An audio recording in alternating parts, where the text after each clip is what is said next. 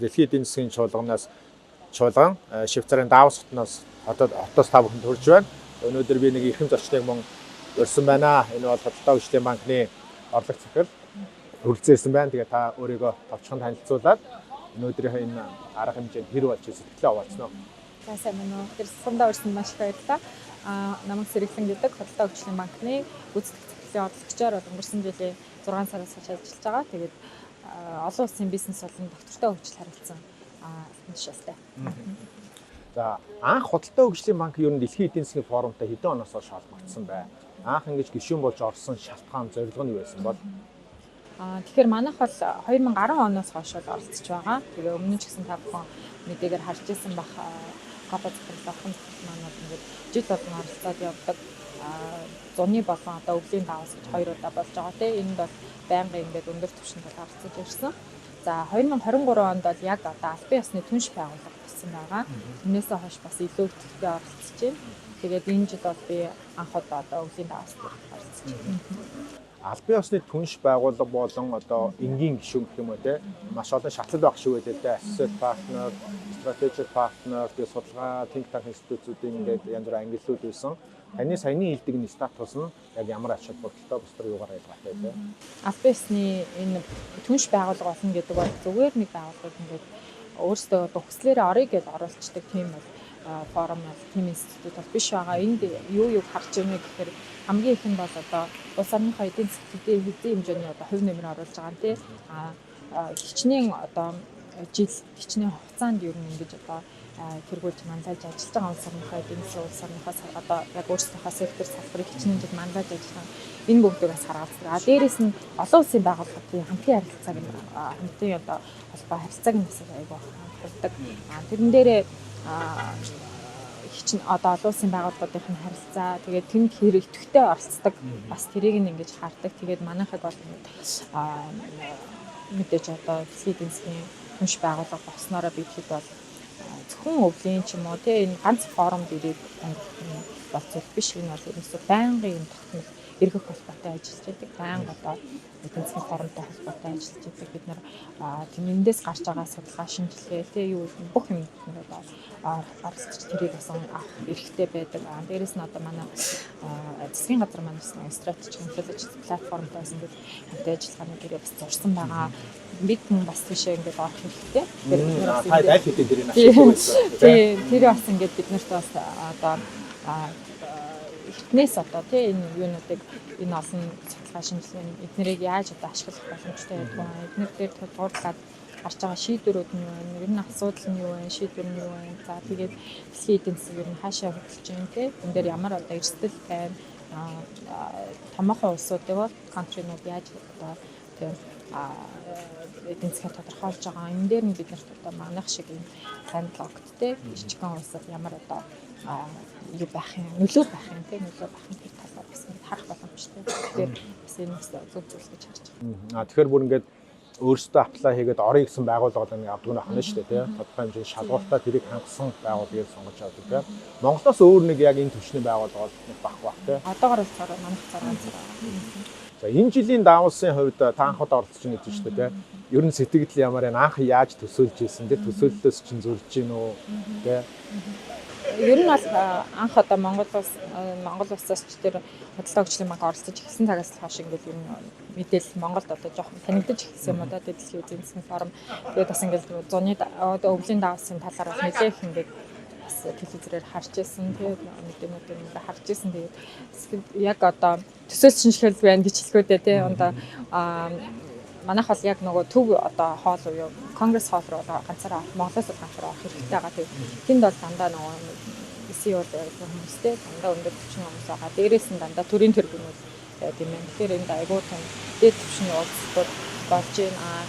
Ярьж байгаа хурал одоо панел болгон дээр дандаа том хүмүүс ирж сууд юм байна. Тэгээ олон улсын бүх одоо томоохон корпорат компаниуд, олон улсын том байгууллагууд иргэний нийгмийн байгууллагууд тийм NGO-нууд ингээд тэр болгон бас байна. Дээрээс нь төрийн тэргүүнүүд өөрсдөө бас тэднээр оролцож тийм яг улс нь юу хийж байгаа, улс нь ямар асуудал байгаа. Энд чинь ерөөсөө бас ингээд зөвхөн болж байгаа юмыг ярих гэж энэ хүмүүс суглаагүй шүү дээ. Юу болохгүй байгаа юм гэдэг. Юун дээр бид нар анхаарахгүй бол цаашдаа бид нар бүртээ хөгжиж чадахгүй юм бэ гэдэг асуудлуудыг ингээд айгүй хэрэлцэж байна. Тэгээ нэлээд өндөр түвшний зочид ирсэн. Одоо яг энэ бидний эсрэг талд ингээ Украины хаус байна. Хамгаалт нэлээд өндөр орчихсон. Ингээд яваадсан. Та тэгээд нууц биш бол харилцагч болон хуучин олон улсын харилцагч болон шинэ түншүүттэй харилцаал тогтоож мөнгө төгрөг босгож гэнэ. Хамтын ажиллагааны ирээ хэлцэл хийж амжиж гэнэ. Эксперенсны яриа бас хийж амж яваа. Ер нь яг бид нар чинь өөрсдөө нөгөө нэг ямар ч одоо байгууллага байсан тий гадаад ингээд том хуралцсан орцож байгаа Монгол улсаас төлөөлж явдаг. Тэгэхээр байнгын нөгөө Монгол улсаа төлөөлн Монгол улсаас сурчлан тий яагаад Монгол улс Монгол улсын эдийн засаг та хөрөнгө оруулах шаардлагатай байгаа хөрөнгө оруулах хэрэгтэй энэ юу нь манайд одоо ингээд одоо болж байна юу нь болохгүй байна тий энэ дээр нь яах вэ гэдэг ерөөсөө та ч гэсэн өөрөө бас харж байгаах энэ ингээд стрит төр чигээрээ нөгөө нэг бас улсууд ингээд Сауди Араб Катар хүртэл ингээд өөрсдийнхээ улсаа дуудчихсан тий тэгээд энэ дээрээ дандаа манай улс орнд манад одоо хөрөнгө оруулаач гэсэн хүмүүс ингээд байгаа шүү дээ энэ бол их одоо хэмжээний төрийн дэд түвшний болон олонсын том байгууллагын хөрөнгө оруулагчны нар ирчихсэн байгаа учраас танаа хөрөнгө оруулалт авах хэрэгцээ байгаа. Тэгээ эднэр дээр ч бас яг адилхан бид нар ч гэсэн тий өрсөлдөөл тий улсаа танилцуулаад улсаа сурчлаа. Тэгээд энэ дээр одоо манай банк одоо 10 оноос хойш бид чинь одоо 15 жил ингээд хийсэн тий энийг бол ингээд хийжсэн. Mongolia Night-ыг бас олон жил 4 жил дараа зохион байгуулж ирсэн. Энийг бас Монгол улсаа ингээд олон жил нөгөө сурчилж бас Монгол улстай хөрөнгө оруулах гадны хөрөнгө оруулалтыг нэмэгдүүлэх өөрсдөө ч гэсэн гадаад зах зээлд бонд босчихсон болохоор тэр хэмжээгээр бас ингээд хувь нэмрээ оруулж байгааг нь бас айгүй олон жилийн хугацаанд харж ирсэн болохоор үнэхээр бас партнер байгаа гэсэн болов гэж бид харж байгаа. Энэ жил анх удаага төр хувийн хвшил хамтраад Монголын эдийн засгийн форумс хамтраад ингээд Mongolia House гэдэг энэ гол гудамжинд нь бас 4-5 өдөр бүтэн байгаад өдөр шөнөгүй хилцүүлүүд хийж байна л да. Тэгэхээр та сая ингээд 4 өдөр ингээд хуралцуугаа харж байхад ерөөхдөө энэ жил бол эх жилүүдийн эдийн засгийн төлөв юу нь ямар байхаар байна? Ялангуяа банк санхүүгийн салбар эрүүл нөлөө юу гарахаар байна? Сүргийн нөлөө юу гарахаар байна? Тэгэхээр энэ жил бол яалтчгүй нөгөө Америк маань чинь Трамптэй ерөнхийлөгч болж байгаа учраас ерөөсөө US China гэдэг одоо асуудал economy тэр асуудал айгүй хэрэгцсэн хөндөгдсөн. За үүнээс болоод дэлхийн эдийн засгт ямар нөлөө гарах юм те яг одоо Трамп маань өөрөө гарч ирээд одоо 5 цагаас энд бас онлайнаар оролцсон гэсэн байсан. Тэгээд тарифа тавих юм уу юу те тэр тарифа тавих уу юу за дайн хамгийн гол нь зогсоох уу юу гэдэг хүлээлт маш их байна. Зеленский бас өөрөө биедээр орсон учраас Трампын бодлого Трамп яг та дайныг зогсоож чадахгүй те дайныг зогсооход одоо бид танаас одоо ямар шаардлагатай юм бэ гэдгийг хүртэл одоо өчигдөр бас хэлээд авсан байсан. Тэгэхээр ингээд энэ дээр суурлаад ер нь дэлхийн эдийн засаг хаашаа хөдөлж байна. Энэ дээр нь Европын холбоо жишээлбэл юун дээр анхаарах уу гэдэг дээр хүртэл ингээд бид бол одоо Трамп гарч ирснээрээ одоо Европын холбоо бол бид нар бас ингээд өөрсдийнхөө бодлогыг үргэлжлүүлнэ. Тэгээ бид нар бол ингээд үргэлжлүүлнэ. Тэр нь ямар бодлого байна гэвэл орчин хүчний шилжилтийн бодлого ногоон одоо климаттэй уур амьсгалын өөрчлөлтийг бууруулахын бодлого бид нар бол энэ дээр ахтууд арьсгалууд зогснооч гэдэг юм уу. Иймэрхүү ингээд өнөөдөр бас хийж байна л да. Тэгээд буцаагаад нөгөө талдаа эдийн засгийн нөлөөлөн дээр одоо Монгол шиг улс дээр ямар нөлөө гарах вэ? Тийм Монгол одоо яг яаж хэлсэн юм тэр талаар бид нар бас энэ дээрээс аяг авах юмнууд сурах юмнууд гэсэн. Би уржигдэр Копа захиралтай уулзсан. Энэ Mongolia House руу бас хилцүүлэлт оролцоод бас ихтгэл тавиад тэгээ би буруу санаагүй бол өнгөрсөн 3-5 жилийн дотор гэсэн Худалдаа хөгжлийн банк нэг 300 сая долларыг яг тогтвортой хөгжлийн зорилгоор босгоод зарцуулаа явж байгаа. Гэхдээ зорилго нь 2030 он гэхэд би буруу санааг бол тэгээ 2 тэрбум долларын мөнгөийг хөргөнэ. Тэрнийхээ бараг 10% босгоцсон байна. Тэгээ 30 он гэхэд бараг ингээд 5 жилийн дараа бид хангалттай босгочно гэж дуурч ирсэн л та. Тэгэхээр Монгол бол ялангуяа тогтвортой хөгжил аягүй их ярьдаг учраас энэ бас тэр концептын хүчтэй яригдчихэж байна уу тийм. Түүнтэй холбоотой санхүүжилт одоо ингээд анзаарч аягүй тийм хот болоод шиг байна л та. Тийм их үсрэн гэсэн арай баа ийшээгээ бүх юм ингээд шилжилт явж байгаа шиг байна. Энд дээр та анзаарсан юм дээрээс нь дотоодын зах зээл дээр худалдаа хөгжлийн банктай барьж байгаа бодлого юу байна? Худалдаа хөгжил.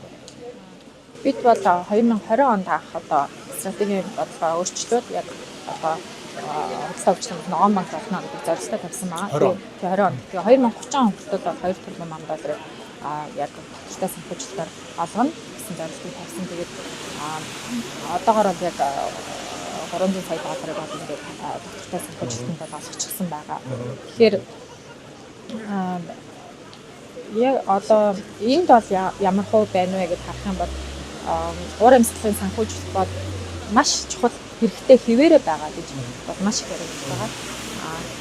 Зарим нэг одоо улс орнууд ч гэдэг юм уу те за мэдээж одоо Трамп гарч ирснээрээ нөгөө буцаагаад юу яа гэсэн прессинг гэрээнээс гарна гэж зарлж байна. Дээрээс нь одоо буцаагаад нүүрсийг илүү ашиглана гэж юм те. Цахилгаан машинуудыг татварын бүр цахилгаан машинууд дээр нэмж гэх юм ингээд нөгөө дэлхийн нийтээрээ уур амьсгалын өөрчлөлтийн эсрэг тэмцгээд байгаа юм маань жоох эсрэг тал руу яриад байхаар байна гэж ажиглагдаад байна. Тэгэхээр нөгөө талдаа бол ерөөсөө уур амьсгалын өөрчлөлт бол стил бид нар одоо мэдэрч байгаа тийм энэ бол хэвээр байгаа. Бид нар харин ч илүү маш их одоо хөрөнгө оруулалт хэрэгтэй байна. Гэхдээ энд оруулж байгаа хөрөнгө оруулалт хаанаас хэрэгтэй байна вэ гэдэг хувийн хвшлийн хөрөнгө оруулалт хамгийн чухал. Хувийн хвшлийн хөрөнгө оруулалт маш их хэрэгтэй юм тийм. Тэгэхээр зөвхөн нөгөө хөгжиж буй орнууд дээр л яхад хөгжиж буй орнууд дээр 4.6 их 80 долларын санхүүжилт уур амьсгалын эсрэг оруулах шаардлагатай байгаа. Гэтэл ерөөсөө энэний маань 10 гаруй хувийг л одоо оруулсан байна тийм. Энэ тэгээд 10 гаруй хувь маань орж байгаа нь хаашаа одоо айл улсууд руу илүү орж байгаа. Хамгийн их нөлөөд уур амьсгалын өөрчлөлтөнд нөлөөнд одоо ингээд өртөөд байгаа улсууд руу орж байгаа тийм Африк нийтийг гэдэг юм уу тий. За хятад бол өөрсдөө маш хүчтэй болохоор энэ талаар ногоон санхүүжилт, ногоон шилжилтийн барьж байгаа бодлого нь маш хүчтэй. Энэ болохоор өөрсдийнхөө шилжилт, ногоон шилжилтэнд маш их хөрөнгө оруулалт зарцуулж байгаа тий. Гэтэл одоо манайх шиг одоо emerging economy тэгээд цөөхөн хүн амтай энэ улс руу хэдийн хэмжээнд орж байгаа юм лээ тий. Энэ маань орж ирээд яг тэр зориулалтаар ашиглаж чадж гэнэ үгүй гэдэг. Тэгэхээр бид нар бол дотоодын хувийн хвшлүүд өөрсдөө одоо маш их хөрөнгө оруулалт шиг оруулах хэрэгтэй. Энийг нь бас засгаас маш сайн дэмжих хэрэгтэй. Тэгээд нөгөө дотоод одоо хөрөнгө оруулалтын орчнуудаа сайжруулах хэрэгтэй. Тэгээ гадны хөрөнгө оруулалт бид нар татаж яасангүй энэ их өрсөлдөөн дундаас энэ чиглэлээр хөрөнгө оруулалт татж байгаа бол бид нар дотоодын хөрөнгө оруулалтын орчноо бас сайжруулах хэрэгтэй. Эрх зүйн орчнуудыг сайжруулах хэрэгтэй. Татварын орчнуудыг сайжруулах хэрэгтэй байна. Тэгэхээр энэ тэгжээж манай улс одоо яг одоо энэ эрчим хүчний шилжилтгээ ярьж, ногоон шилжилтгээ ярьж, ногоон эдийн засаг тогтвортой хөгжлийг одоо бий болгоход шаардлагатай санхүүжилтийг тэгжээж оруулж ирнэ.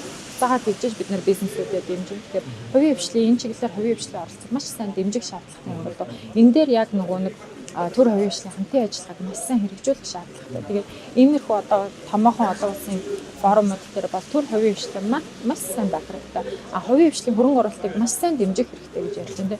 Энэ дээр юу яаж дэмжих вэ гэвэл хамгийн гол нь төр засаг нь бас нөгөө талаараа бусад нөгөө эрсдлүүдийг нь бууруулж өгөөд тэгээд хувийн хвшлүүд хөрөнгө оруулах боломжийг нь олгож өгч байгаа. Талаар юусан дэлхийн нийтээрээ дэлхийн эзэмшигч гэдэг байна. Одоо ингээд 4-5 өдөр та ингээд нэлээд завгүй хурлууд суулаад дээрээс нь олон жилийн туршны төрөний хэлдэг strategic intelligence hub гэдэг айхтар мэдээллийн сангийн ашиглаж байгаа. Тэгэхээр ингээд өнөөдрийн давсан хурлуудаас авсан мэдээлэл нэгтгэд ингээд харахад Монголын банк санхүүгийн салбар тулгамдж байгаа, магадгүй тулгамдж болох хамгийн том эрсдэл нь юу ахаар байна? Эсвэргээрээ боломж нь юу байна гэж харж байна? Ер нь бол зөвхөн одоо банк санхүүгийн салбарч гэж хэлэхгүй ерөөсөө ирээдүйд гарч байгаа эрсдэл гэдэг бол энэ одоо дижитал экономи гэдэг бол маш их хүчтэй тийм чухал.